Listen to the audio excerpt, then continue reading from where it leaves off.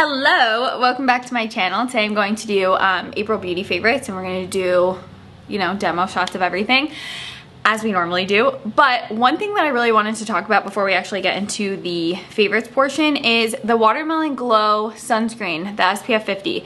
Have any of you tried this? Do you like it? I see super mixed reviews. Generally, I'm pickier with sunscreen, but I specifically really love the Watermelon Glow line from Glow Recipe, and I feel like some days this works for me, but most days it doesn't. It tends to work really well with like light makeup or no makeup days, but anytime I've really tried to wear like my normal makeup routine, I find that this pills or it makes everything look a lot lighter. It's almost like this turns my face a couple shades lighter and then like makes the makeup look lighter, and it just like grabs certain areas. It emphasizes dryness, which I think is super bizarre because typically sunscreen is more moisturizing and it helps hide dryness. But like, am I using this wrong, or do any of you really like this? What type of makeup are you wearing with it? Do you not like it? Is this in my mind? Am I just like not giving it the right chance? But I've been trying to wear it multiple times. Like I said, a couple times it's looked really great, but then like sometimes it just doesn't look good. So unfortunately, I feel like this might turn into a like neck and chest sunscreen for me, and I just won't use it on my face. So I want to start off with a primer that I am obsessed with. It's the MAC Studio Radiance Primer. I just use one pump. I concentrate it in the center of my face and really push it in anywhere I have a lot of dryness. So for me right now, that's really the center of my face.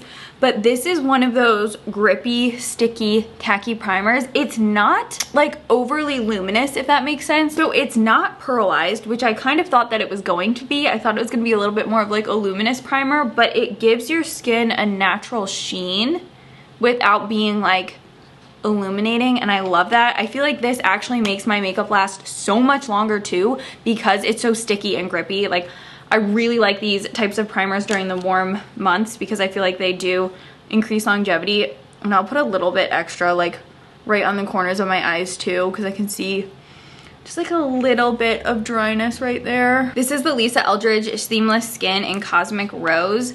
I am also really loving lighter intensity illuminators. This one is more like a gel formula, and it's light enough in terms of intensity that you can truly wear it on its own if you don't want to put any type of coverage on, and it doesn't look so artificial on the skin like a lot of illuminators. And I do find this one to be quite moisturizing as well, which I love, but it just gives you more of like a soft luminous sheen versus like a metallic luminous sheen. So you can see when I'm blending it out, it looks really nice and fresh, and I don't find that this interferes with makeup longevity either. Like, I really like the way that this keeps my makeup looking all day. Most days I do still find myself reaching for the Chanel Water Fresh tint. I actually picked it up in a deeper shade for summer, so medium plus is like my normal skin tone shade, and then I noticed it was like looking a little bit too light, so I got light deep. I showed you this already before, so I'm going to show you a foundation that I've also really been liking, the MAC Studio Radiance. I have this in the shade C5, and just blend it over my skin. I'm loving getting to wear lighter coverage products again, especially for summer. I just like having, less on my face in terms of like base product. I don't like having a lot of foundation or tinted moisturizer on, and I like how this just looks like skin, and I can apply it with my fingertips. It applies much like a tinted moisturizer. You really don't need a brush or a sponge to apply this. And I really just lightly smooth it all over my face. I'll build it up on any of these areas where I have hyperpigmentation. A lot of times for me, because of the prescription Tret, I have some visible dryness like around my nose and then around the corners of my mouth. And this doesn't cling to them, which is honestly really important to me because it's so annoying when makeup clings to dry patches. I feel like it just makes everything look worse. And Conceal the Deal concealer from Lawless has seriously been such a godsend for me because, as you know, I really don't like setting my concealer with powder. And with this concealer, I know when I'm applying it, like that looks like it's gonna be really full coverage, but you'll see I don't start blending it in, and as it sets to the skin, it becomes just the slightest bit more transparent. So it's not over the top in the coverage that it gives, and it sets down on its own, in my opinion, because I have a drier skin type. So I most of the time do not use powder with this, and as you know, I've been doing it for years. When I apply my concealer like this, I let it be. Like, I'll let this concealer kind of set down to my skin, mingle with my skin's oils, and then I will come back to it. So like while I'm waiting for the concealer to set down, I'll just work on other areas of the face. Now I'll go in with the heat of my fingertips, and we're not gonna do a full blend. We're just gonna like press it into the skin because it started drying down. So we're just gonna give it a little bit of help. It really lightens up in coverage. It does not look intense or cakey at all. Look at that. And it pairs so well with other products too, like tinted moisturizers, foundations, whatever I pair it with, it just always manages to look so good. Bronzer combo that I've been using to like mix together is the Revlon Skin Lights with the Ulta Beauty Natural Glow Matte Bronzer. This one, the Ulta one, is in the shade Tan, and then the Revlon one is in the shade Sunlit Glow. The Revlon Skin Lights really helps so that the Ulta one isn't like overly matte, and you still get to keep a little bit of the sheen from your skin. But because this is powder, it also does help, you know, keep your makeup in place a little bit longer as well. And I will literally always take a bit and just pinch my bronzer brush and knock it right in the center of the eye. You can see it just almost like wakes up the face a little bit, and you get a little bit more warmth on this eye versus that eye. Then I'll just take a little bit of the Ulta bronzer on an eyeshadow brush and just contour down the sides of my nose. This is Pat McGrath's Desert Orchid, and I think it is such a beautiful nude for every day. It just goes with everything. I'll use the same brush that I use to apply my bronzer, and it just gives you the right amount of flush. It's a very natural, easy to wear blush. I like how it goes with everything.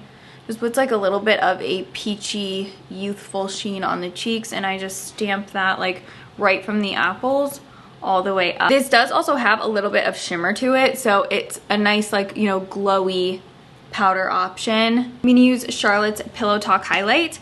I actually really like this a lot better than Goldgasm. Sometimes, even though I have like more of a medium skin tone, I feel like Goldgasm looks really gold on my skin. I've been liking the way Pillow Talk is more like a light pinky sheen, and I think it still gives you like that really nice skin-like glow. It doesn't look over the top. It just always looks really nice and natural. So I just threw on a few eyeshadows. I used the Charlotte Tilbury Super Nudes, and then this is not groundbreaking or anything, but this is the way I've really been liking to do my eyeliner lately. So I use a liquid liner, and I will line my eye as close to my lash line as I can possibly get, and then while the liquid liner is still wet, I take my finger and just smear it. Again, not, you know, doing anything groundbreaking, but I just really like the way that that looks lately. It gives you a little bit of intensity, but it's not,